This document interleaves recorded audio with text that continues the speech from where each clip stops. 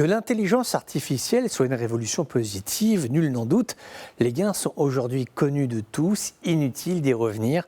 À terme, il est une absolue évidence que l'humanité ne s'en portera que mieux dans les secteurs de la santé, de la vie professionnelle et puis aussi quotidienne, à la maison, en famille. La période difficile est finalement celle que nous vivons actuellement, celle de la transition. Nous devons apprendre à vivre avec des outils qui fonctionnent moyennement bien, parfois mal et qui demain, sans nul doute, seront très efficaces. C'est le cas des nouvelles fonctionnalités de type ChatGPT qui, en quelques mois, a pris une ampleur considérable, mais qui ne sont pas, je répète, fiables à 100%. Aujourd'hui, ces moteurs de recherche sont truffés de fautes, d'erreurs, parce qu'ils apprennent, ils ne savent pas, ils ne savent pas tout.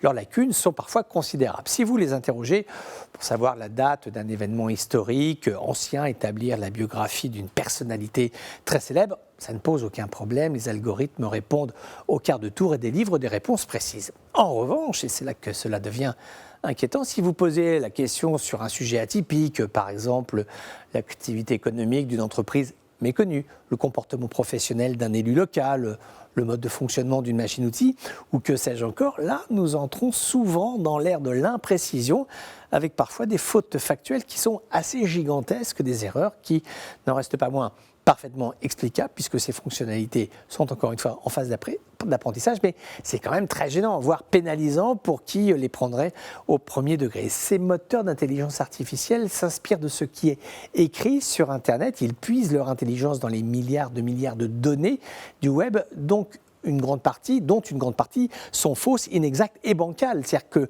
l'ordinateur va devoir apprendre à discerner là-dedans le vrai et le faux. En tout cas, sur les informations basiques. Tel événement s'est produit à tel endroit, telle année, avec telle circonstance. Mais il ne faut surtout pas croire que l'intelligence artificielle livre à ce jour, encore une fois, une information fiable et hautement qualitative. Elle le sera un jour, mais encore, donc patience. Ce sont là des outils formidables, mais qui sont comme nous finalement. Il leur faut du temps pour apprendre, de l'expérience, des mises en situation.